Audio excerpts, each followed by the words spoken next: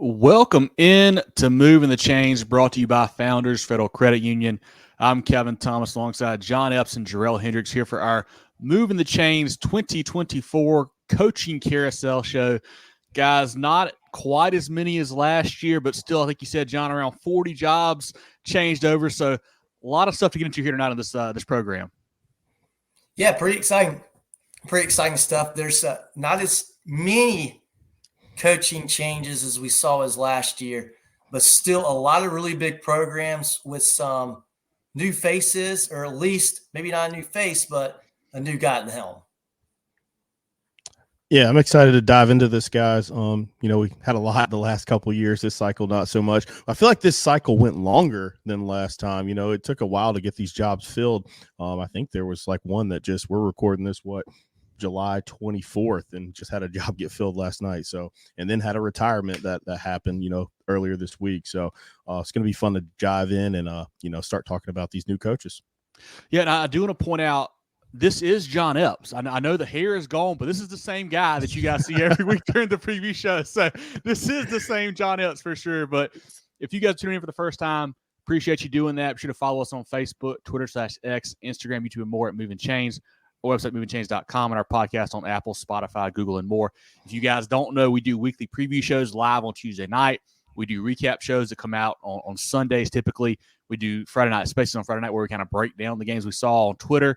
We also do coach interviews, player interviews, and whatnot all throughout the season, all throughout the year on our platform. So definitely check us out there. But, John, let's get rolling here. We'll start with 5A, then we'll work our way down all the way through Skeeza, honestly. But let's start with the big boys here, talk through some of those changes, and get everybody's thoughts on those.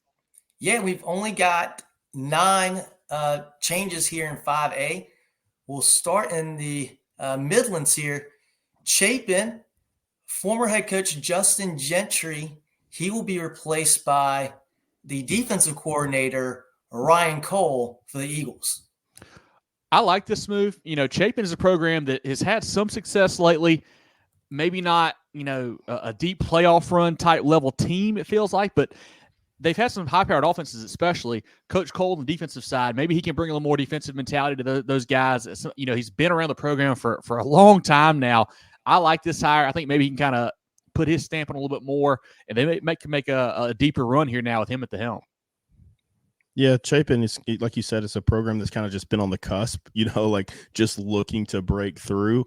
I don't know how I feel about internal hires sometimes, but I think this is a good opportunity there for Coach Cole to kind of, like you said, put his stamp on the program and see if he can get them over the hump. It's easier transition, obviously, for the players, having somebody that you're familiar with and, maybe building on that foundation.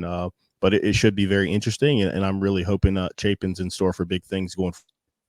I believe he had been on staff since 22. I think he actually had been there prior to that as well. So it might be his second stint there. A team that went 6-5 last year. I think the quarterback is back. Some other playmakers. They can make some noise. I like this hire there for the Blue Eagles. Similar situation. We go to the upstate. Easily, the Green Wave. Jordan Dura is being replaced by Sam Houston. I know you're thinking not that Sam Houston, but the former defensive coordinator at Easley as well. And, Jerel, you say, you feel certain ways about internal hires sometimes. I think Chapin and Easley, kind of similar situation where they're close to being good. They're close to being good. And I think for programs like that, I think just having that consistency of someone in the program, I think I'm not saying it's definitely the right way, but I think there's something to be said for that, to have that consistency. Unless you can, you're going out and, you're landing some huge, enormous hire. Not everybody does that because those guys there's not enough of those guys, right? And I think if you're not doing that, having consistency is a pretty good play. Yeah. Before we get into like the commentary on the hire there, want to, send, our well wishes to Coach Dura. We know he had to step down, had some medical issues there that, took him away from that position. So always want to prioritize health and family and things like that before football. So, hopefully he's doing well and going to be able to recover and get back after it. But Kevin and I got to catch up with Coach Houston there This is a cool one though, because I always love those hometown guys that get an opportunity, to lead their programs there, and he really seems fired up about it. Young guy, got some college experience and things like that, and he's really excited about leading his team, leading this community, and having those guys fly around the ball on defense. And they've had some success offensively through the last few years, so hopefully he can build on what that foundation's already been set there. I love the hire. I really do. Coach Dura had them heading the right direction already. And then now Coach Houston coming in just kind of solidifies that. I mean, they've got, like you mentioned, Jerel, they've got some really talented pieces on offense coming back this year, and they're still very young. So maybe not this year in their year for a deep run. It might not be. But next year, I think they could make a really, really big splash. But I still expect them to be a lot better this year. Love Coach Houston. Love his attitude. Really fun to talk to. Really good dude to talk to. Down to earth. Understood. And we mentioned it every year in these shows. We're like, hey, when you hire an alum, they understand what it means to play football in that community. Like, they get what the community is looking for. They get how to interact with the community, the engagement that they need. They understand what it means to be a part of the Green Wave. And I think that's a great hire for Easley. Looking for big things out of Coach Houston. We'll bounce back to the lower state. And this program, last 2 years, there's been a lot going on with who the coach is. Fort Dorchester, Joshua Smith was coach in 23. Now they will bring in Sean Lorzano, coming out of Florida, as their head coach for Fort Dorchester. Fort Dorchester had staple head coach for the longest time. Now I'm seeing some flux with that program. A team that we know always has talent. Last year I think they went 7-4, even with all that turmoil, pieces moving around. We actually saw their final game in the playoffs against White Knoll, where they got just absolutely hammered. But Coach Lorenzano, we had a chance to talk to him earlier in this offseason. If you haven't seen that interview, go check it out. It's on our Facebook and YouTube pages and whatnot. Really, really neat guy, really dynamic, brings a lot of new energy to the program, which I think might be a good thing. A lot of those folks down there were not super happy with the way the coaching search went, with the way the changes went there for the Patriots over the last couple of years with Coach LaPrade and whatnot. And there's some folks that aren't really happy now with the way this one went. But I think it makes sense to me to get some new blood in there, kind of start fresh, get rid of some of that old regime, and just kind of let the program that we know can be successful, start over and go kind of maybe a little bit of a new direction, but still make some big strides. I want to start off by, commending the job that Coach Smith did, in an interim role. Like you said, there's a lot of turmoil, going into this season. Coach LaPrade was in, then he was out, then he was in, then he was out. And he was able to kind of right that ship. Obviously it was a down season by 4D standards, a team and a program that's used to playing for state titles, but still, I think it's a great job that he did. I know he's moved on, from that program. But when I talk about Coach Lorenzano, man, it was awesome speaking with him. And like Kevin said, energy, juice, like that's what I got from him, man. He is pumped up, fired up about leading that 4D program. And, another coup, South Carolina, dipping into Florida, we'll see a few of these, but, especially down in the low country. We saw it last cycle with Coach Hodge at Berkeley and things like that. But, it says a lot about the state of South Carolina and the high school football that's played here that, it's attractive for these guys to cross state lines and come coach these guys. This is a guy that's had, multiple head coaching stops in Florida. We mentioned Lake Howell's his last stop. He was at Cypress Creek before that. He has been around some programs. I think he mentioned the Lake Howell program, Jerel, where he really turned them around. They were nothing, and he really built them up to having a solid program. This will be a little bit different job because they don't need turning around. They just need somebody to steer the ship in the right direction. I know, obviously, in this day and age with the kids transferring and whatnot, it's a little bit different. But if he can keep that talent in-house there for the Patriots, they'll be a contender every year. Especially, and that's a scary program if you bring a lot of energy into it. That's ticking time bomb, as they say. Going back to the upstate, here we've got another tremendous program, a program that has been doing very, very well as of late, the Greenville Red Raiders. Greg Porter, a staple at Greenville for a while. He's going to be replaced by a name, if you're familiar with Georgia football at all, Jabo Shaw coming across the state lines. This is a really exciting hire. I remember Jabo Shaw playing college football. This is a cool hire for Greenville. You love Greg Porter, love everything that he did at Greenville and what he's done with that program. But if you got to replace Greg Porter, J-Bo Shaw's a pretty tasty hire to get. Yeah, this Greenville job, this is a fun one. It's kind of been like the flagship program, in the Greenville County area. I'd say them and like Hillcrest, of course. So I'm sure that made it attractive for Coach Shaw to come over here and lead that program. Coach Porter did a fantastic job there, building that program and just getting them further and further in the playoffs. They went on a little magical run, last year, getting up to the upper state final before they ultimately lost to the eventual state champion in Westside in 4A. They make the jump to 5A. Coach Shaw, you mentioned he was at Wayne County. I know he spent time, at Rabun, and he's really had some great programs, and South Carolina fans are going to be excited about that. Obviously, it's Connor Shaw's brother, so I think he's going to bring a lot of energy, some newness to the program, and obviously his resume speaks volumes for what he's going to do in the future. Coach Shaw went 7-4 last year at Wayne County. Previously coached at Rabun County, like you mentioned, Jerel, Georgia Southern, West Point, and Western Carolina. He was at Wayne County the past 2 seasons there, and similar to Fort Dorchester, a program that Greenville here does not need they're not building up like that. Like they went 10-4 last year. They've been big time contenders the last couple of years. So really just more of a retool and try to get them over the hump there. One thing I'm sure a lot of Red Raiders fans are curious about is what kind of offense they're going to run. He's already said he's not running the triple option. He said they're going to play fast. They're going to play no huddle. If they got more, receivers and quarterback numbers, they'll throw it. They can run it, but they're not going triple option. So don't you worry about that. They're from his Georgia Southern days. They'll be a fun team to watch. Coach Shaw can coach football, man. That whole family they know how the game works, how to win. I think he's going to do a great job there at Greenville, a program that, like Jerel mentioned, going to 5A now. We'll see how that shakes out for them. But an exciting program to follow. They've had no shortage of talent, that's for sure, the last couple seasons. Yeah, speaking of talent, though, I want to jump in there. They lost a lot, though, from last year's team. They did. Through graduation, through the portal that has trickled down to high school. They've lost some talent there. So it's going to be interesting to see, some young guys, maybe some new faces that's going to have to carry the banner for the Red Raiders next year. I think they're going to have some guys, we may not know the names yet, but I think they're going to have some guys step up.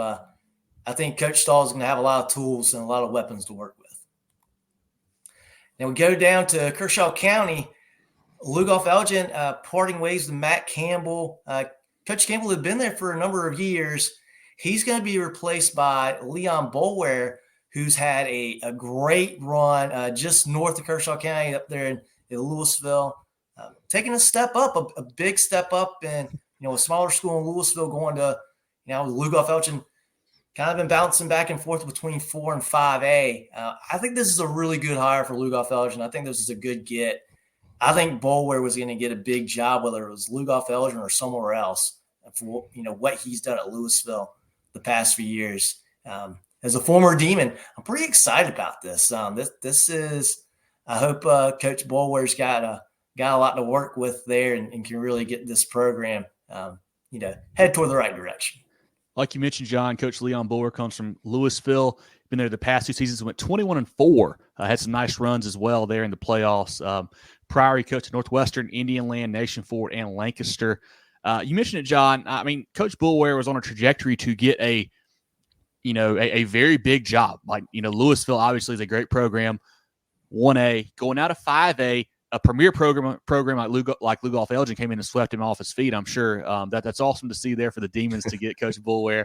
I'm excited to see. He is a guy who likes to spread it around, likes to throw it around, be fast, play fast. And I think that's probably a little bit of a change from what Lugoff Elgin has done in the past few years. But I think that's going to also bring some excitement to the program, man. And I think it's going to be really cool to see what he can build there. I think that's a region where they can make some noise. This new 5A there. They've got the likes of Sumter, who's always good, of course. Ridgeview taking a step up, but they're always a premier program. Outside of that, he's got Blythewood, Spring Valley, and Westwood, West Florence as well. I think they can certainly be in the mix in there. I think they can make some noise. And with that offense, man, they could really shake things up there in 5A.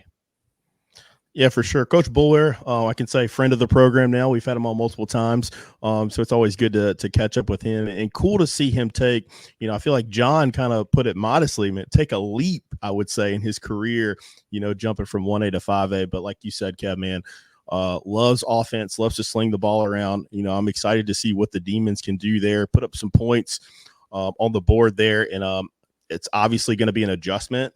I think it's going to take him a little bit of time because, it's a program that's going to need some building.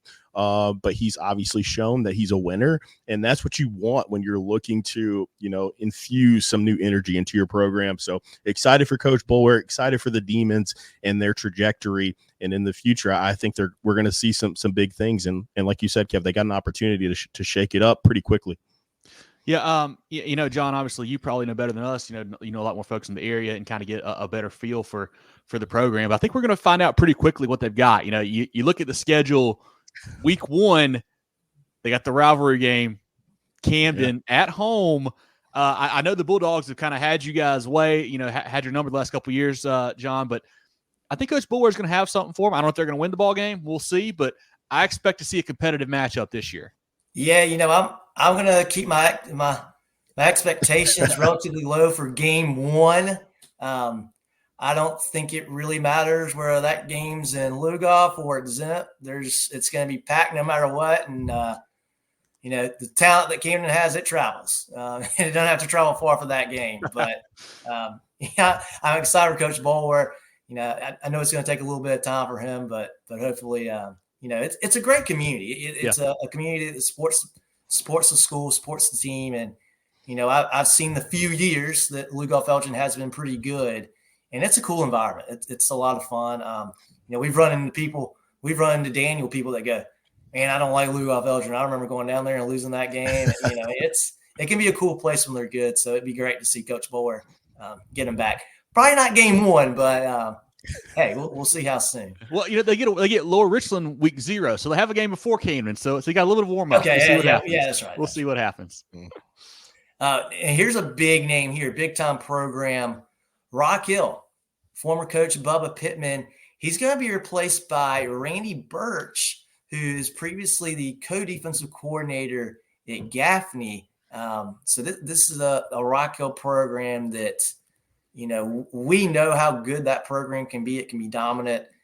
Since South Point has been became a school and became as big as they are, that talent has just been spread out further in York County in that Rock Hill area. But Rock Hill have been getting better. They're getting better. And they're another program where I feel like they're close. They're close.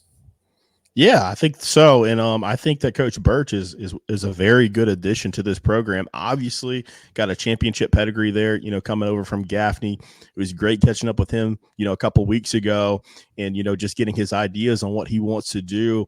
But like you said, Rock Hill is a premier program historically. And, they've been hurt a little bit by the South Point addition. And, it's stupid to think otherwise, especially with the success that South Point has had, but Rock Hill, I feel like is still that sleeping giant. They just need to be, awoken again. And then I know Kevin's going to go through it, but man, they've got tons of talent, especially on the offensive side of the ball. Coach Birch, co-DC at Gaffney since 2015, on staff since 2013. Previously, he played collegiate at Western Carolina as well there. I think this is a home run hire. A program in Rock Hill that we say sleeping giant, but I feel like, even they haven't had the success they went the last couple of years, they're trending in the right direction. You can see it feels like there's been more and more talent lately there. You look at Robbie Oots, the tight end who went to Alabama a couple of years back. Last year, quarterback Matthew Wilson goes to App State. This year, they've got Malik Clark, who is committed, I think, maybe on the 25th or 27th, right after this program, to a Power 5 school. He's a 5-star receiver. They've got a lot of talent now there. They are poised to make some big noise, and they got a big-time football coach. We talked about Coach Boulware was going to make a big jump to a big program at some point. Same thing with Coach Birch, a guy that's been rumored to make some moves the past couple of years as a head coach here and there. Finally found the right fit for him in Rock Hill. Talking to him, like you mentioned, Jerel, we kind of got some similarities, some differences from Gaffney to Rock Hill. And like one of them is like, the athletes are very similar. The tradition is very similar. I mean, Rock Hill, Football City, USA, you got so many guys who have been in the league. Going to be a lot of fun to see what he does there. The way the new stuff shakes out, that region's pretty tough. They got Northwestern in there. They got Indian Land in there. Catawba Ridge is in there. Going to be interesting to see how that shakes out. But I think he is going to make some big moves there for the Bearcats. I think they've got a potential to have a really good season and really kind of grow into a big time program in the next couple of years. And, looking at, I've gotten lucky to see Gaffney. We all have see Gaffney play, at least once or twice a year the last handful of years, really since we've been doing this. And I feel like you could take clips of me after every Gaffney game I've been to, and I think I say the exact same thing. It's, boy, that defensive line and that's, that linebacker level is so tough and so good. The talent, again, the talent at Rock Hill shouldn't be far off than, what we've seen at Gaffney the last few years. If Coach Birch can bring that mentality, that tenacity, into the program as well, that could be that could be the missing ingredient for Rock Hill. And Rock Hill, they went 6-5 last year. They hosted a playoff game. They did lose to Spartanburg. Hosting them, that was kind of surprising last year, but they've been making strides the right direction. You got to replace the quarterback. I know they got a couple options there. Ian Grissom coming in from Louisville, along with another kid that was already in the program there. But if they can throw the ball to Clark, get it in his hands 5 to 10 times a game, they're gonna score some points. I think they can make some noise this year. Going back down to the lower state, we got Arby Stahl. Ben Lailson, former coach there. He's going to be replaced by Kenneth Freeman, another defensive guy, the former defensive coordinator at Ashley Ridge. So staying down in the lower state, Coach Freeman. Coach Freeman, 24 years of coaching experience in South Carolina. And, this is a tough job. Like, there's no sugarcoating about it, man. I mean, you got all those programs around there that if a kid has some talent, like, they're probably going to try to find a way to go to one of the other schools, like a Fort Dorchester or Somerville or Oceanside or Wando or whoever it is. Arby Stahl, has not had a lot of success. I mean, they went, I think, 2-8 last year, and that was probably one of their better seasons they've had in the last 5 to 10 years. Really, I feel like a program like this, guys, you got, when you're hiring a coach, you got two options. You either go with the guy who is young, energetic, looking for his first job, an upstart guy who's had some success as a coordinator or even a position coach, whatever it is, or you go the exact opposite. You go a guy who's been in the game for a long time and really understands what it's like to teach these kids and mold these kids, and that's the route that Stahl went with Coach Freeman. And maybe that's a good fit. We shall see. I'm not expecting him to come in and light the world on fire in year one, maybe not even year two, but I think he's a guy that's a good football mind. I think it makes sense for the situation, and I'd certainly wish him the best down there at Stahl. Yeah, and I actually like that second option. I like this hire. I like going with Coach Freeman there. You get a veteran in the game. You get somebody who can steady the program, someone that has seen success. Obviously that's a good area to be in. And it's like you said, it's just got so many challenges with the program, due to its location and, just not really having that history of, performing well. So I do like that. I think it's great for the players. I think it's great for the program, to have that steadying presence and Coach Freeman there. And, I don't know. I won't say you, I'll say me. I root for programs like this because, those kids are giving their all, they're getting after it and trying their best to do well, with the challenges that they face at that program. And, I hope they get a little taste of success this year. Yeah. They're not, their practices aren't any shorter than anybody else's. And it's, it's still hot and humid when they're out there in August and September practicing. They're putting in the work that everybody else is too. A similar program, different part of the state. We go to Wade Hampton High, where Travis Miller, former head coach, he's being replaced by, again, somebody from Florida, Coach Reuben Wright. I don't know anything about Coach Wright, to be honest with you, but the fact that Wade Hampton's pulling somebody from the state of Florida, I think says a lot. Is Wade Hampton, are they really taking football serious now? What does this move say to you guys? Well, lucky for you, John, and everyone who's listening to this podcast, we talked to Coach Wright last week, and, he gave us an update on his story, update on the program and, his plans for it. I mean, Coach Wright has a ton of experience in both high school and college. I mean, the list goes on of his stops in state. I mean, he's from Greer, so he's semi-local to the area, right there in Taylor's where Wade Hampton is. He had a lot of enthusiasm and energy about him, to be such a veteran in the coaching game. Again, another program like Stall that has its disadvantages. Wade Hampton gets bumped up because they have the Fine Arts Center, and that counted for realignment purposes and all that stuff that the high school league likes to do. But that's for a different podcast. But I'm really excited about what Coach Wright can do there. Love talking to him. Very self-aware, Kevin. Like, that was the biggest thing that I got from him. He understood that this job is going to take effort, not only from him, the players, the community, but everybody that's a general and everybody that wants them to have success. And I'm rooting for him, even though Wade Hampton's kind of a rival of my Devil Dogs there. I know they open up the season with those guys, but I think Coach Wright's going to do a lot of great things for that program, get them steered in the right direction. And, I think he's going to have some success fairly early on. And I want to talk about Coach Miller real quick. He laid a good foundation. He had a little bit of success there. He did some really good things with that program. So it's not like they're starting from scratch. Yeah. Depending on when this interview comes out, the interview with Coach Wright may or may not be out, one way or the other. But if it's not out, it's coming, one or the other. But yeah, I super enjoyed how transparent and candid he was with us. He admitted, he's like, hey, guys, we are super young. Like, this is not going to be our year to make a deep playoff run. We don't think like we're really young. And you couple that with them going to 5A, with them being in a really tough region with the likes of Bowling Springs and Gaffney and Spartanburg and Burns. I mean, it's going to be tough sledding this year for the Generals for sure. But you mentioned Jerel, so much experience. He was a DC at Wharton. Prior, he coached at South Florida, University of South Florida, Western Carolina, Greenwood, Carolina, Eastside, Presbyterian, Blythewood, Seneca, Northwestern, and Greer.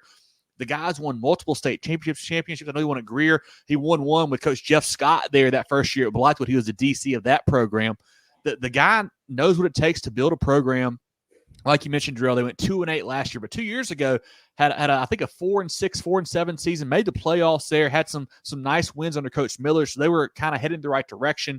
I think the key is getting some of these kids to stay at Wade Hampton and to play football for Wade Hampton is going to be a key for him, of course. But really dynamic personality, really great guy to talk to. The kids are going to love him. I could certainly see how he can be a successful football coach. I mean, the way that he interacted with us, I mean, and I can only imagine what it's like to play for him. He's going to be a great coach there for Wade Hampton. He understood that it's going to be a tough build. He gets that, but I think he's mature enough to know what it's going to take and how long it might take. But I think he's going to do good things there at Wade Hampton. And our last coaching change for 5A happens at Wando. Coach Rocco Adrian being replaced by Isaiah Perrin, who steps over as or was formerly the offensive coordinator at Stratford. Coach Perrin, a young guy, an energetic guy that we got to talk to earlier this offseason. He'd been the OC at Stratford for the past 3 seasons. Prior, spent time at Wilson, Swansea, and Lower Richland. I think he's a perfect fit for Wando, a program that I believe, guys, if I'm not mistaken, is still the biggest school in the state, or it was for the longest time there. They've got athletes in those halls somewhere. There's no reason for them to be going 1-9 every season. I think he's going to bring in some new philosophies, a new playbook, new scheme, get those kids excited. I think they've got a potential to make some noise down there in the Low Country. Yeah, I think Coach Perrin might be the first coach that we had on in the offseason this year. If not, he was very early on. So that means that he's been, through spring ball, been with these guys, through the summer workouts and things like that. So had the chance to really put his stamp on the program going forward. And Kevin, like you said, man, there's athletes down there, especially in Charleston, especially at Wando. I mean, this is a school where Lucy Beckham, broke off from. They're already 4A and they've already had success. So, there's athletes there. There's got to be something in that saltwater down there. I think Coach Perrin's going to be able to, implement his system, be able to score some points, and he better, because, man, football in the Low Country, especially in those higher classifications, is getting very good very quickly. And so he's going to have to be able to learn on the job very, very quickly and adapt. And I think he's the guy for the job. Yeah, super excited about that, guys. Before we hop into 4, get a quick shout out from our friends of the program, and then we'll look down to the 4A class. Take your financial game to the next level with Founders Federal Credit Union. Reach your full potential. Relax. Join Founders today. Visit an office near you or relaxjoinfounders.com to apply. Federally insured by NCUA, member qualification required. Carolina Orthopedic and Neurosurgical Associates, KONA, offers the most advanced training and experience in orthopedic surgery, neurosurgery, sports medicine, and pain management in the upstate. 3 convenient locations in Spartanburg, Duncan, and Greenville. Go to kona.care to learn more. We'll jump into 4A now. First program on the docket This is a recent one. Coach Dwayne Garrick, the former coach at Aiken, going to be replaced by Heath Corley, who is or was on staff at Aiken, now will step up as the head coach. This was a pretty quick move. I know this happened, earlier this week, maybe last week. I know we're a little bit dated on when this actually airs, but a very recent change. Yeah, so recent that I have no notes on this other than I want to wish Coach Garrick, congratulations on a storied and prestigious career, coaching high school football. I mean, he's been one of the best, that we've seen in this state. We were so excited when he took this Aiken job, after the kind of turmoil that they had with the previous regime there, and, really thought he would be able to stabilize them and get them going. We've been big in that CSRA region the last couple years in trying to, learn more about those programs and those fan bases. And I don't think there's a more passionate region in the state than down there, near Aiken, and was really excited about this hire when it happened. But unfortunately, Coach Garrick decided to move on, and, they go in-house with a replacement. I mean, it's kind of a no-brainer. Did not see if it's an interim tag or not. I don't think it is with Coach Corley there. So, he's got to, there's got to be a lot of trust from the administration, from Coach Garrick, to go ahead and put him in that position. And, I totally wish him the best. They've really had some struggles the last few years, and I really hope that he can get those guys going. Certainly tough timing there for the program, but like you mentioned, Jerel, Dwayne Garrick, one of the best in the state, has had a ton of success. Definitely want to wish him well if it is his last stop. I know, one of the reasons I read that maybe, played into why he wanted to retire is the fact that the district wasn't providing an athletic trainer at practice, which, I mean, wow, that, I know this is maybe not the right show for that, but like, what are we doing? Like, come on, guys. Yeah. Like these, you need a trainer at practice. Like, I don't know what to say about that. That needs to be something that's happening there. But excited to see what Coach Corley can do. A program in Aiken that has not had a lot of success lately, but they have had talent. They've had a similar issue to other schools where they can't keep them at Aiken High. They keep moving away. But if somebody could come in there and kind of rejuvenate that program and keep some of those guys there, Coach Corley could have some success. We'll see what it is this year. I don't know. I know some folks in the CSRA are very high on Aiken. Not sure what that means. We'll see, but interested to see what Coach Corley can bring there to the Hornets. Yeah, I mean, it's just a tough situation for Aiken. You got to make a move quick because you're going to be hitting the field here. I think, was it next week? I believe so. Start. So I want to go ahead and preface everyone and warn everybody. We're in 4A. You're going to hear some programs you don't expect to hear in 4A. So just everybody get ready for that. Bishop England, next on the docket. John Canty, the former head coach at Bishop England. He's going to be replaced by Logan Hall, who previously was the offensive coordinator at very big-time powerhouse in Skeeza, Pinewood Prep. Bishop England up from 2A up to Class 4A now. If you guys missed our reclassification show, we did that a few months back, kind of broke down some of those changes we saw with the new multiplier and whatnot. But Coach Hall, been on staff at Bishop England, at Pinewood, like you mentioned, John, as the OC. Also was a coach at South Carolina, an offensive analyst type role there for them. So got a lot of great experience there under Coach Muschamp and Coach Spurrier, a young, energetic guy. Another guy that was super transparent with us when we talked to him, like understands that, hey, they're going to have some disadvantages when it comes to like numbers. Like they're just not going to have the depth of some teams, but they're going to play hard. I like the style that he's going to bring to the program, a program that, could use some energy. It feels like over the last couple of years, football has not been a big sport for Bishop England the last couple of years, at least not a lot of success in that realm. But I think with Coach Hall, they can certainly make some noise, and I think he's going to head them in the right direction here pretty quickly.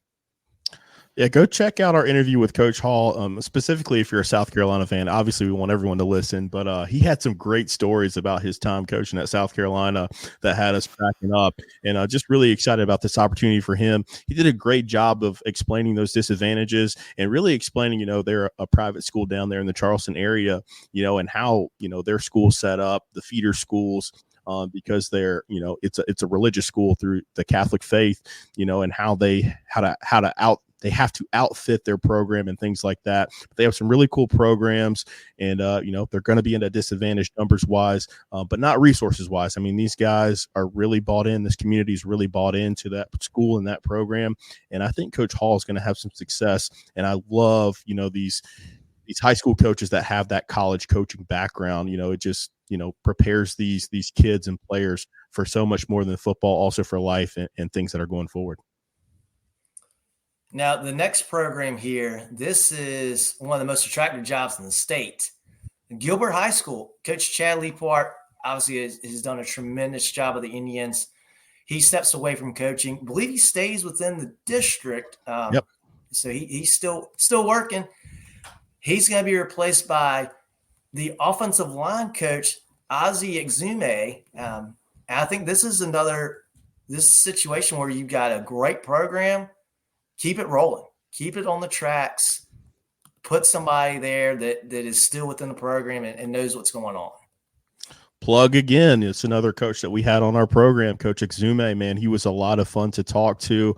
Like you said, John, this program is got a very, very solid foundation. Coach Leapart, I know he transitioned into the district AD role down there in Lexington, and we didn't get to catch up with him at the coaching convention, but we did see him, and he looked stress-free going into camp. So he looked like he's enjoying his new role for sure. But going back to Coach Exume, y'all know I love offensive line coaches, so that's going to be a lot of fun for those guys. Gilbert America, one of the best venues that we've been able to catch a game, and Gilbert as a whole is one of the better programs in the state. They've got a lot of talent returning, and I expect this program to continue to build on the foundation that Coach Leapart set forth for them, so that they can do some big things and make a run at a state title. This team started off, I think, 9-0 last year, lost to BC in the last week of the regular season, then I think losing to Camden there in the playoffs, I believe it was. But a team that had a lot of success has a lot of those guys back. They're going to be a lot of fun to watch this year. They've lost a couple assistants, have taken other jobs, but Coach Exume is going to do a good job there. He's another young, energetic guy. Collegiate experience, played at Newberry, has been at Gilbert for a long time now. I think he's going to do a fantastic job. This is a program that was really not good at all until Coach Leapart got there, and he really built them up. I think Coach Ozzy is going to do a great job kind of just building on top of that and making them even bigger, even better each and every season. Yeah, we got to see Gilbert a couple of times this past year, and one thing that I noticed about Gilbert that I was very impressed with is how fluid and smooth that offense runs. They weren't reinventing the wheel offensively, but, they play good disciplined football. And it just makes sense to have an offensive line, a tough offensive line coach leading that program. I think they're going to be very tough in 4A. I think that's going to be an exciting program to watch this year and the coming years at that level. And moving on, we've got another smaller school taking a big step up. Great Collegiate. Coach Adam Holmes, big friend of the program, has done incredible things. I don't know if you could be more successful at a program like Great Collegiate that Coach Holmes was. He's going to be replaced by former Silver Bluff head coach D'Angelo Bryant. This is a rich get richer situation right here. If you got to replace a guy like Adam Holmes, D'Angelo Bryant is an amazing choice. Yeah, Coach Bryant had been at Silver Bluff for 6 seasons. Prior coached at White Knoll, played at Wake Forest collegiately as well. Silver Bluff, hometown guy. Tough for him to leave, but of course, sometimes you get a great opportunity like Great Collegiate, and you got to go. A team that went technically 15-4 last year with some of the forfeits and whatnot. I guess it was. They played for the state title, lost that by 7 to Oceanside Collegiate, but a team that returns a lot of talent. Jerel and I talked to Coach Bryant a while back, and we mentioned it in our interview, like, hey, people are talking about some of the big names in 4A. I think Great Collegiate's getting a little bit overlooked. I expect them to be a contender, even with some lower numbers than what some of the other schools are going to have with them, going up from 2A to 4A. They got a lot of talent at the top level, especially. I think Coach Bryant is going to do a fantastic job there. I expect big things out of that program. Yeah, this one's it's cool to see on the spreadsheet. Coach Holmes and Coach Bryant are some of the first coaches to kind of, let us talk to them and interview them and give us a peek into their programs. So it's cool to see those two names together there. Coach Holmes, wish him success. He's transitioned on to, career with equipment sales there. We were able to see him this past weekend at the convention, and, he built that program. I mean, he is the first and only coach until Coach Bryant got there. And, Coach Bryant comes with a fantastic resume. The cool thing when we got to speak with them was them, getting to talk to Coach Bryant about those two actually matching up in the 2A title game. I think that was in 21, where they faced off against one another. And he mentioned how it's tough for him to walk past that state championship banner that's hanging up there at Gray Collegiate. But he's definitely trying to hang up another one there. Gray obviously moving up. They've kind of been the poster child for, realignment and all that good stuff. But it's just a great program. Got their new stadium now, got a lot of talent, and got a great coach. So I expect big things out of the War Eagles going forward. Yeah, they're another 2A program coming up to 4A that I think they're going to do very well. We've seen Gray a number of times. Their roster not as big, but the guys on the football field, they certainly are. They're a big physical group, and they're gonna if they get beat, they're gonna make people earn it. They're gonna be very tough. Going on to Lawrence now, Coach Jerel Smith, former coach at Lawrence High School, Gary be replaced by Greg Porter from Greenville. This is a great hire for Lawrence, and Lawrence, they haven't been great in a while. Coach Porter could be that guy. We saw what Coach Porter did at Greenville High School. Can he do the same at Lawrence? I think that's going to be really interesting to watch. Talk about making a splash hire, and talk about the Movin The Chains, mentions being shambles with this particular hire here. But Coach Porter, one of the best in the business, he's going to get those guys rolling. He's an excellent football coach, state championship winning football coach. And, he's been linked to this job for a long time now. They finally pulled the trigger on it, and I think it's a great thing. This might be the best hire in the state of South Carolina this year. Yeah, Greg Porter to Lawrence, first reported by Movin The Chains. Coach Porter was the head coach at Greenville for 5 seasons, went 45-15. Prior was the head coach at Hillcrest, won a state title there in 2014. Also was a head coach at Southside prior to that. Big-time hire here for Lawrence. Coach Smith, those guys went 2-9 last year. Coach Porter took Greenville to 10-4, and that's been it's been business as usual for the Red Raiders. Like, they've been a 10-win program for a few years now. He's done a great job there. Lots of talent, I think, in that area. Lawrence and that community will really rally around what he's doing. I think they're going to have a lot of success. I don't know if it's a year one type huge success program, but I think in 2 or 3 years, they will be really, really, really good there. I think so, too. I think once Coach Porter figures it out, that's going to be a tough program. But, yeah, maybe not year one. Now for Jerel's alma mater, Travelers Rest, Michael Lancaster, former head coach of the Devil Dogs, being replaced by Chris Goodman, the former St. Joseph's head coach. And I just don't know, and you guys know it better than I do. I don't know, going from a very small school to a bigger school, to me, it's different. But St. Joseph's has been an awesome program. So maybe this is not as big of a jump as I think it is. Coach Goodman had been at St. Joe's for 3 seasons, went 30-9. Prior, he coached at Chandler Preparatory Academy in Phoenix, in that area out there. Super exciting a move here for Travelers Rest. A program that we thought made a pretty good hire with Coach Lancaster a couple of years ago, coming from Dorman. That didn't really work out like both sides wanted it to. Jerel, you're more in touch with that program than I am, but I would have to say this is a super exciting hire there for the Devil Dogs. So, Coach Goodman has been successful wherever he's been. I think he's going to bring some energy there, and it's going to do a good job for TR. Yeah, I'm so excited for this one. We'll definitely get to catch up with him soon. So we'll definitely get in depth on what his plans are for the program there. Just being frank, I mean, TR is a program. It's a tough job. I mean, you're already in Greenville County, which I think is doing a fantastic job of boosting their athletic resources countywide. But it's one of those programs that's kind of in the middle of nowhere. They've had athletes, but they want to play basketball there, or they want to play baseball. They don't really want to play football. And so if he can, rally, recruit those hallways and get those guys out there, playing ball, I think he's got an opportunity, because this is a community, man. It's, it was a small town. It's not so small anymore, but they love, everything TR, man. They bleed the blue and gold. And so, like, if he can prove that he's a winner, I mean, Chico Bolin is going to be packed to the gills every week.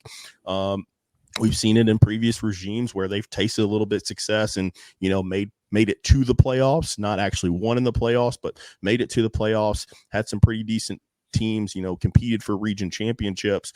But it's probably never going to be a state championship level program, but I think that he can do a good job and make them a consistent winner. They moved to 4A here. They've kind of been that 3A, 4A kind of jumping back and forth between those. But I think it's exciting to have Coach Goodman there. Obviously things didn't work out with Coach Lancaster. I mean, that had to have been a huge transition from him going to Dorman to TR resource wise, and completely understand his decision to move on. But I'm really excited about the prospects with Coach Goodman there. I really like the way this region looks for TR as well, Jerel. You got the perennial powerhouse Daniel, of course, there. You've got a Greer program that is usually pretty good.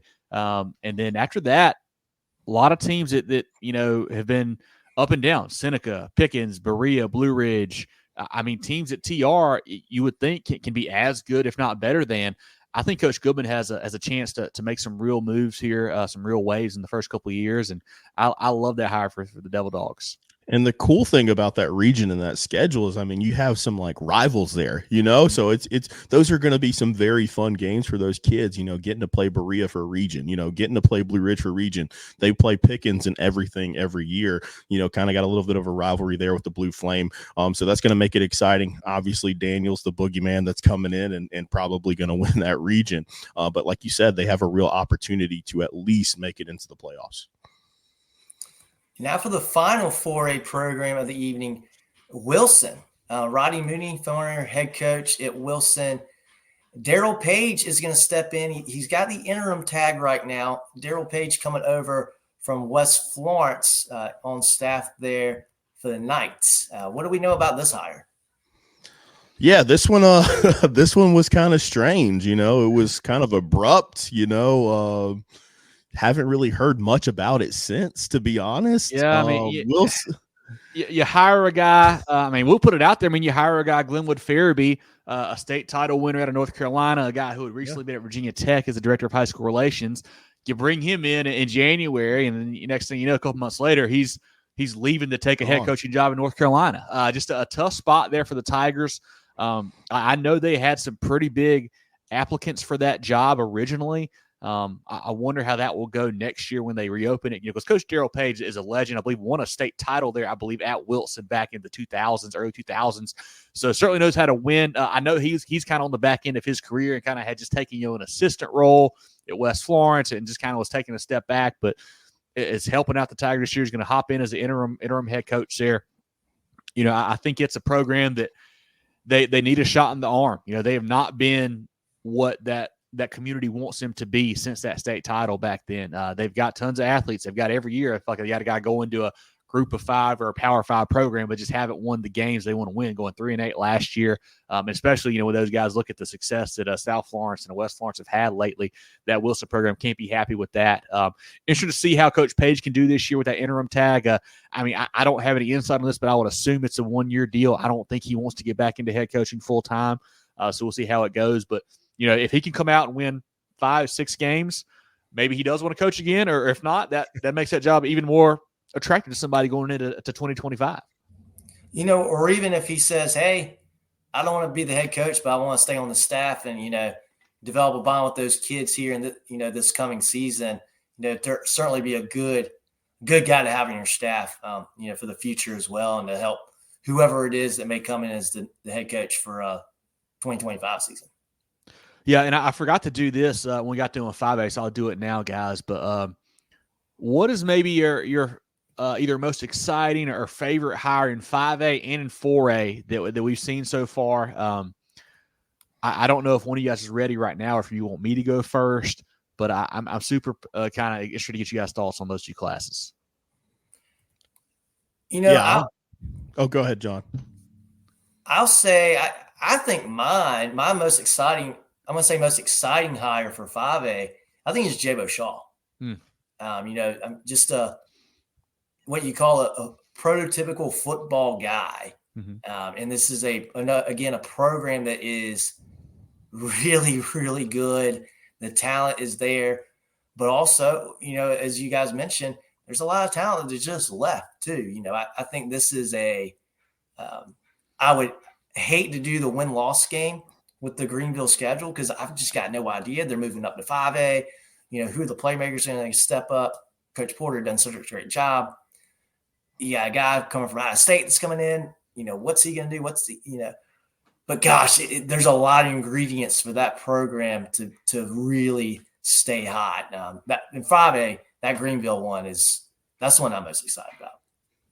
Yeah, I'm going to cheat here, and I'm going to pick 2 like I like to do because I'm very indecisive. Going to 5A, man, I'm going to go short-term and long-term. I love the hire of Randy Birch at Rock Hill. I think he's going to be good for that program that's had, not their level of success, but they're right there on the cusp of doing great things. So I do like Coach Birch moving over from Gaffney to Rock Hill. And then long-term, I'm going with your Demons, man. Coach Bulware. I love what he does on offense. I like offense better than defense. So I gotta pick one of each. But I think long-term, he's going to be able to get that community going. I think he's also serving as the AD there. So, obviously he's going to throw some more funds over to the football program. Sorry about it, track and field, but I think he's going to get those guys going long term, and I'm really excited to see what he's going to do for the Demons. And a little added note there, I didn't mention this earlier. So Coach Campbell, he is, I believe, stepping into a role with the district office where he is overseeing the athletic directors in Kershaw County. So, that could be a good thing for Coach Bulware too, to have Sure. Coach Campbell still within the district. Yeah, and since you guys, I don't want to pick the same one as you guys. I'll go a different direction. You can piggyback if you want to. All those are great hires. Like, there's not like many on here that I don't like. I'm really intrigued to see what Coach Lorenzano brings to Fort Dorchester. That's a program like we mentioned. So much talent there, has so much success under Coach LaPrade. Bringing in a new philosophy, new face, guy just from out of state. That is one that intrigues me. The Low Country really has been doing a really good job, like you mentioned, Jerel, of putting more of a emphasis on football. We've seen some big time contenders, big time hires. You mentioned Coach Lodge at Berkeley last year.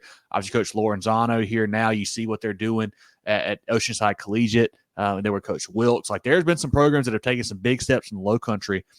Somerville as well with Coach Rafferty. They've been, headed to the moon, it feels like. So Ashley Ridge has always been tough. Ashley Ridge with Coach Tate, they've made some big strides as well.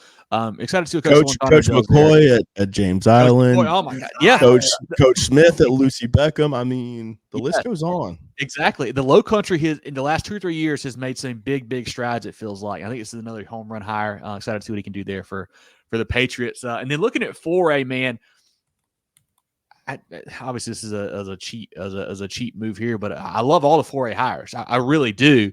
If I had to pick one, it's Coach Bryan at Gray Collegiate. You mentioned it, John. The rich get richer. They had a great coach in Coach Holmes, get a great coach in Coach Bryant. That program is what I love about what they're doing there is that you can tell that they want to be successful in athletics. Same thing with all the charter schools. Like, they put an emphasis on it. And it doesn't mean, I'm not saying they recruit or anything. I'm just saying that they want to win and they practice like they want to win, and they hire coaches like they want to win at a high level. Like, they're not half-assing it. Like, they're going all in.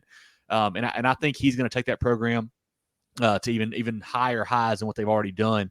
I think he's going to be a great fit there for the War Eagles. You see how they carry themselves. Yeah. Pre-game warm-ups. They are a professional looking outfit. Just how they come off the bus, how they warm up. Did they have a nice bus? Stuff like that. Yeah, exactly.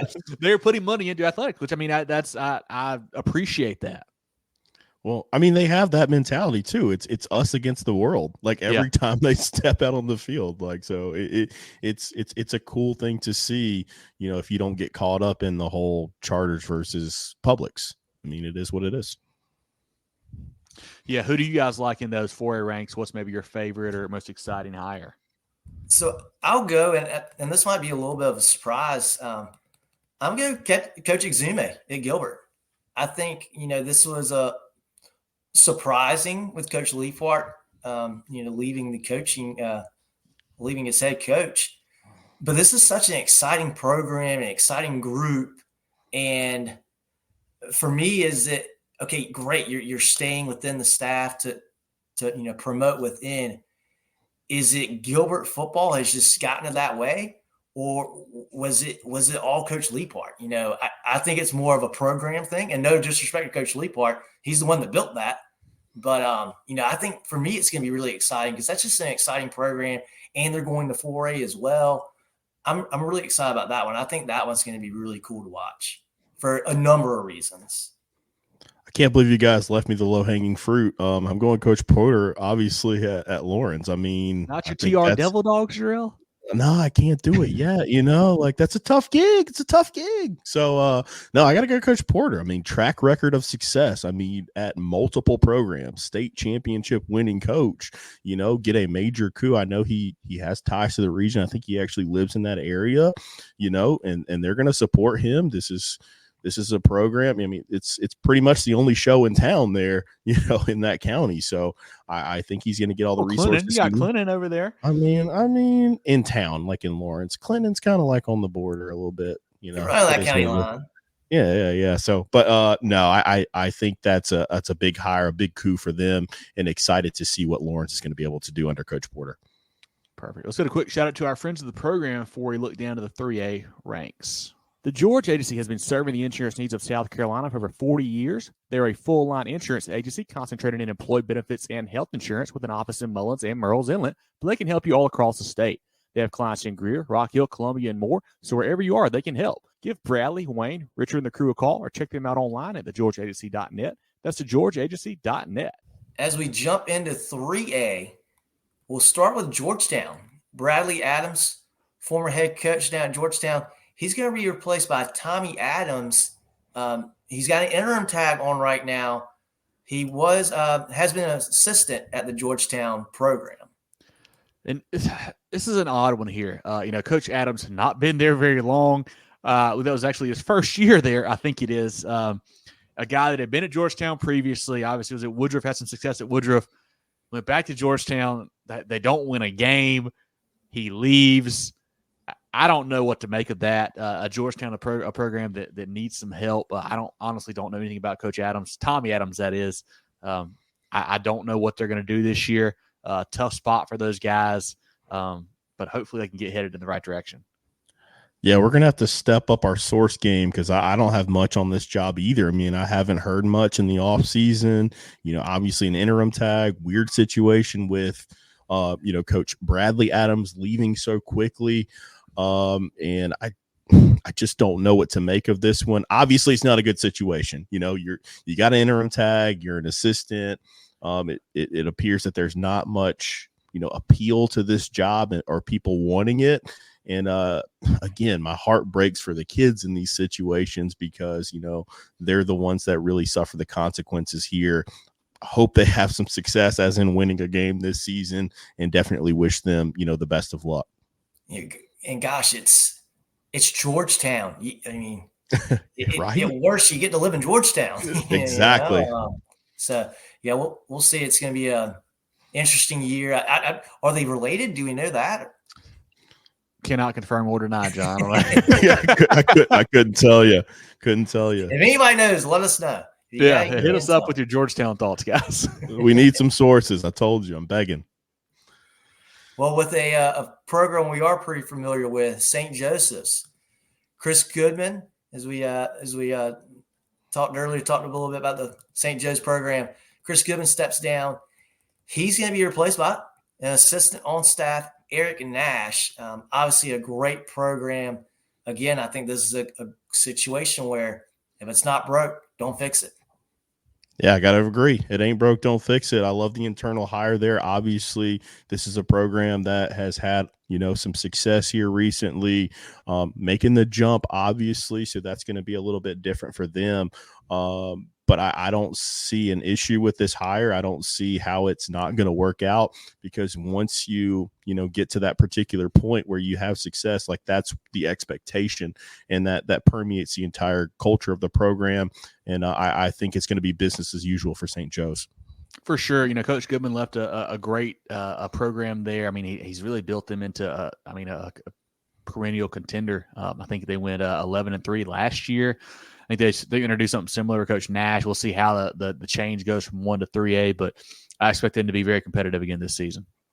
It'll be interesting. I think probably the toughest job for Coach Nash will be is managing that jump, and how you prepare, what you do if you prepare differently. Maybe you don't prepare differently at all, but just seeing what they do differently, again, if they do anything differently from making that jump from 1A to 3A, because that's certainly, that's a big. I think jumping from 1A to 3A is different from 2 to 4. I think it's certainly dramatic. Go to a big program here in Marlboro County. Quinn McCollum, former head coach, again be replaced by Corey Johnson, coming down from North Carolina. Clinton High School is where he came from. They probably pronounced the T up there, not the Clinton that we know. This is a super exciting hire. Coach Johnson had been at Clinton for 6 seasons and went 61-12. Just last year went 15-1, lost a state title game. Previously coached at Scotland County and at Catawba College. He's coming in. He's making some waves. A program that, we were growing up in the early 2000s. They were a powerhouse, a big-time program of Coach Boyd there. You mentioned the names of Tymer Zimmerman, Savell Newton. State title winning program back then. It had some down years. We know they've still got athletes. Super excited to see what he can do. I think this is a great hire there for the Bulldogs. I know some guys have already, made the move, players and coaches-wise, into the state to go to Marlboro County. Jerel, you may remember better than I do. I think they brought over like 6 or 7 assistants from North Carolina to come down to be on that staff. So hats off to Marlboro County, not only hiring Coach Johnson, but giving him the funds to go and get guys that he wanted to surround him in this program. So super excited to see what the Bulldogs can do there. Yeah, I was super impressed when we had the opportunity to speak with him this offseason. And I don't think anybody in the state made more waves than Marlboro County, this particular offseason with that hire. Like you said, bringing multiple assistants, but not just assistants. He's bringing like multiple coaches with head coaching experience for that staff. Tons of resources being poured into the program. Another one of those sleeping giant type things. They have not had the success recently that you would expect from a Marlboro County, but I think Coach Johnson's going to do that. Very smart guy too, very plugged in on the 7-on-7 circuit as well. So, he's into that training, unorthodox approach to, his strength training for his program, where they really try to harp on speed and endurance and really getting after it. So it was cool to talk to him about, his vision for the program. And I think this is one of those ones where it's going to take off really, really quickly. Yeah, I think they're going to be contenders right away. And I know we will have our full season preview shows come out here in a couple weeks. I do want to go ahead and earmark this. I am super excited to see Region 5 3A this year. We know what Dillon always is. Marlboro County this year with Coach Johnson, they're going to be coming. They're going to be bringing a lot of talent, a lot of players there. Then Loris as well is building up. They've got a lot of talent this year. It's going to be a super fun region. Can't wait to see Coach Johnson and the Bulldogs in the mix this year. I think that's a fantastic hire there from Marlboro County. Now we've got a new school on our hands here, Mountain View Prep in Spartanburg. They're going to open up their program this year, and they have hired Greg Ramsey, Spartanburg assistant. What do we think about this hire? What do we think? I tell you what, we've seen some new schools, Lucy Beckham and Catawba Ridge, the last few years, make splashes early on. So it's possible. I think so. Mountain View hiring a younger guy with Gray Ramsey, a guy that's been on staff at Spartanburg, spent time at Chapman as well, has coached some really talented athletes, some really talented quarterbacks especially, already made some waves, having some kids move into that program. Bryson Drummond from Greenville, Katie Hainsworth from Dorman, Jalen McGill, probably the biggest one coming over from Broome there, a big-time running back prospect. They're going to have a lot of talent. Numbers-wise, I don't know that may be the issue is what they've got depth-wise, just as far as just number of kids and bodies throw on the field. But they're going to have talent. They're going to be able to make some noise. I think in that region, they've got a chance to be a contender, especially for a home game, I believe. But I think he's a guy, similar to what we saw Gray Collegiate do with Coach Holmes when they started their program. They hired a younger coach, a guy that was energetic and a guy that could be there and build them for a long time. And talking to Coach Ramsey, you can see that this is where he wants to be. I think he wants to do it the right way. He's got some great ideas, and I think this is a program that he's going to build from the ground up, and they're going to turn into a perennial contender, I think, sooner rather than later. Yeah, another coach we had on the show in our offseason series with these new coaches. I mean, Coach Ramsey was extremely impressive and, talking about how he, was working to build this program while he was still, acting as an assistant. He's got deep ties to that Spartanburg County area. I mean, I'm just really excited for the trajectory of the program. It's going to be like the others where it's going to take time to build depth, to kind of build awareness around them, but they've got a brand already. MVP, it's an entertainment type charter school, and I think it's cool how they've marketed their program, and obviously it's working because they're attracting top talent. Jalen McGill, I think Jalen McGill is the best player in the state, and when he made that decision to transfer to MVP, I think that caused a lot of eyebrows to raise and coaches to worry because they know they're going to have to deal with these guys, especially for the next 2 years. Love Bryson Drummond going over there as well. He's a very fantastic quarterback. But Coach Ramsey, man, I was just so impressed with, for being a younger guy, his vision for the future, his coaching style, his background, and love the fact that he's a NASCAR guy too. Who's this guy? Oh, man. I don't know if he told us who his favorite was or not, but yeah, he's big into it, big in the game. Very nice. Big program here at Silver Bluff. We talked about Coach D'Angelo Bryant heading to Gray Collegiate. Silver Bluff going to replace him with Matt Hayes, a Strom Thurmond assistant. And you talk about a program that has been really good lately, and that's Strom Thurmond. Yeah, I love getting Coach Hayes from Strom Thurmond. This is a program that you said has really been successful, especially the last few years. And I think that's typically what you have to do. Like when you have a successful program and then you have a vacancy, you have to get a guy that has tasted success because he's going to better understand those expectations. Silver Bluff is a very impressive program. Really cool environment that we got to experience down there last year. That's a big, those are big shoes to fill with Coach Bryant making that transition to Gray Collegiate. But I think Coach Hayes has all the tools to fill that void. Yeah, before Strom Thurmond, he actually spent time at South Aiken and at Silver Bluff. He's been on staff before, and he's an alum. Another hire that, I love those when they get the guys that have gone to school there because, like I said, they understand the community, man. A program at Silver Bluff where if you're looking at lower classifications, 1, 2, and 3A, they've got as much success and as many NFL guys as just about anybody in those lower classes, you would say. A program that wants to win, a community that wants to win. I think they're going to be just fine with Coach Hayes there, a guy that knows a lot of, has coached a lot of football. It's a great fit there for the Bulldogs. And the attitude that they play with, you want to keep that in house. It doesn't make sense for Silver Bluff to go across the southeast to look for a head coach. Keep it right there. You got a good thing going.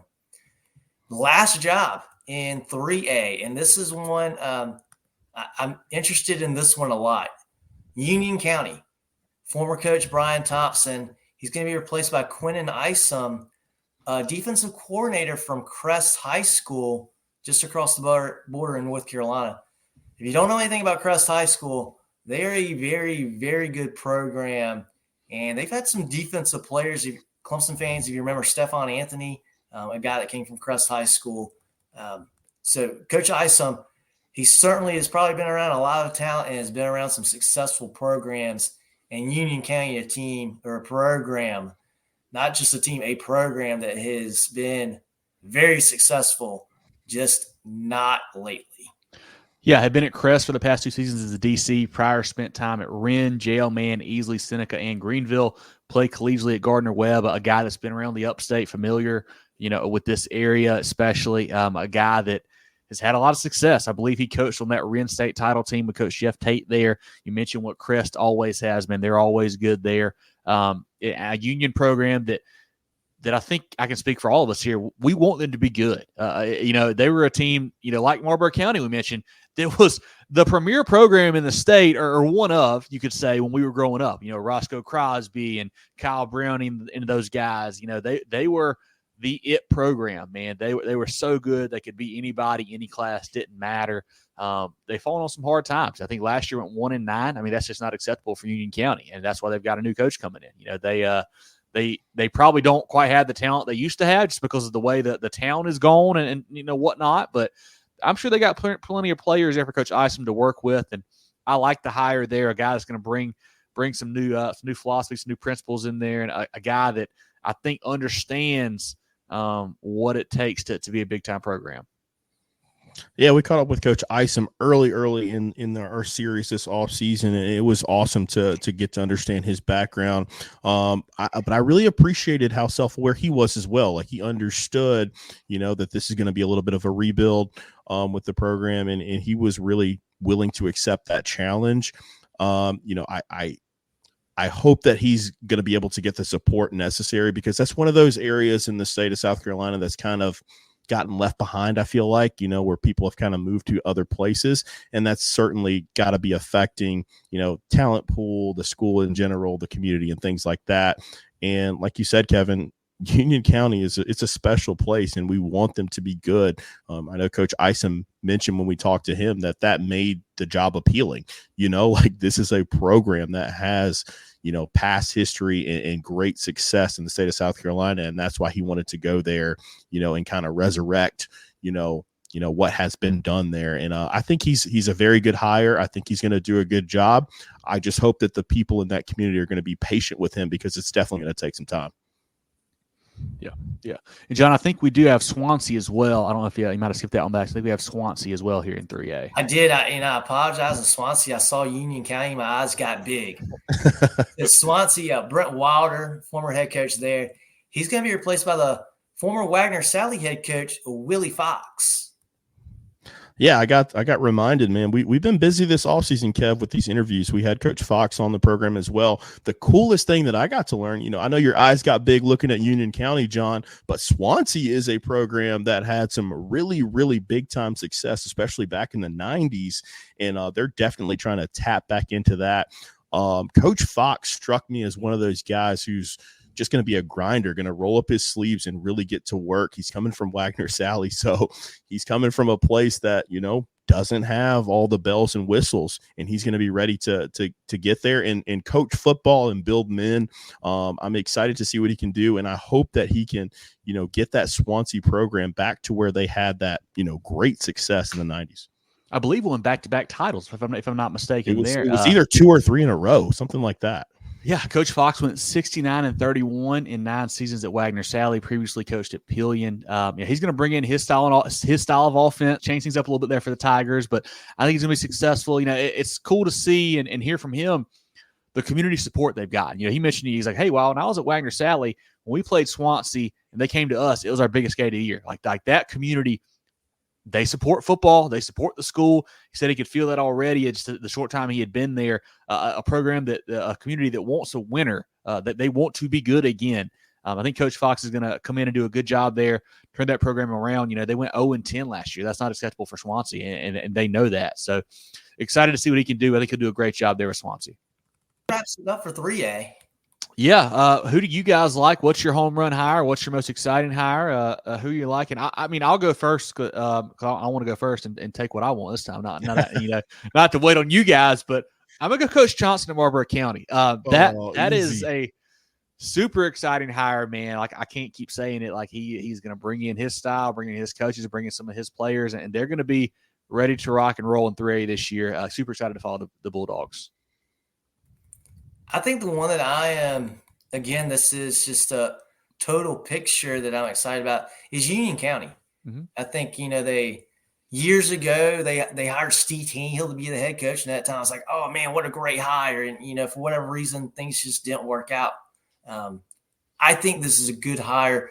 getting someone, I talked about, hey, keep somebody in-house, keep somebody in-house. I think this is a great decision of bringing somebody in from not in-house. And nothing against the staff and people that have been there. I just think you need a little rejuvenation. And coming from, Coach Isom that had been at a program like Crest that, really play at a high level. And defense, you start with defense. I think for a program like Union, if you can get that defense established, that can really go a long way. That's a program that I just feel like can make and maybe not year one, but can make a big jump. Boys, I like chaos, and MVP is going to cause some chaos. You're throwing a charter school in I would say the football county in the upstate, in Spartanburg. No offense to Cherokee. I know y'all got Gaffney, but when we're talking about volume, I would say the football county in the upstate is Spartanburg, and MVP is coming up there, and, they're making it known quickly, that they are going to get after it. They've got an abundance of talent. I would say Coach Ramsey he's a quarterback whisperer, man. So if he can get the things out of Bryson Drummond that we saw, his sophomore year when he's starting in Greenville at the end of the season there, I think it's going to be really fun to watch, and it's going to catch on like wildfire in that particular area. And I'm excited to see what Coach Ramsey's going to do there at MVP. Well, yeah, that wraps up 3A, and that'll put a cap on this part one of our coaching carousel, 5A, 4A, 3A here in the state of South Carolina, guys. A lot of really good hires. I know obviously we did that little exercise where we picked our most exciting or favorite hire, and I could have picked 4 or 5 for each class. It felt like lots of really good hires here in the state and those bigger classes especially.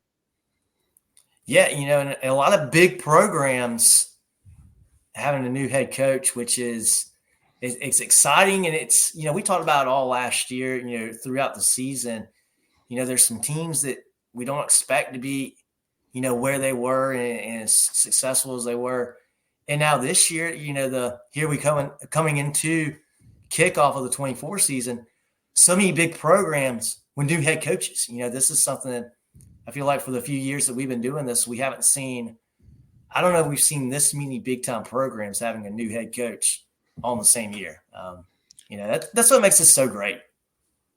Yeah, I think the theme for this year is quality over quantity. I just keep looking at this list and seeing these guys, whether they were already in state and took another job or came from out of state. We did not see as much out of state, this year, but the guys that we got from out of state, oh boy, I mean, there's some fantastic coaches. And I really think that, we say this pretty much every year, but because it's exciting, this is the off season and talking season, and you really get to see like an interjection into these programs, especially like you said, John, these big name programs too, and I'm really excited to see what's going to happen here. Obviously, they're not all going to work out. We're going to probably be doing this for a few people in the next couple of years, but right now on paper, it looks fantastic. As always, guys, check us out on Facebook, Twitter, Instagram, and YouTube, etc. at Movin Chains, podcast on Apple, Spotify, Google, and more. Website at movinchains.com. Tune in probably in the next day or two for our next part, our 2A, 1A, and SCISA portion of the coaching carousel. We'll drop that here shortly as well. But for John Epps and Jerel Hendricks, I'm Kevin Thomas. This has been our Movin The Chains 5A, 4A, 3A coaching carousel show, and we will talk to you guys soon. Get ready for the ultimate South Carolina high school football experience with Movin The Chains. From previews to recaps, we've got you covered. Dive into our expert preview shows, predicting winners and sharing insights. Then join us post-game for the thrilling recaps, exclusive interviews, and highlights you won't find anywhere else. Plus, connect with fellow fans on our Friday night spaces on Twitter/X. No one covers South Carolina high school football like us. Join us at Movin Chains on all social media platforms and visit movinchains.com today.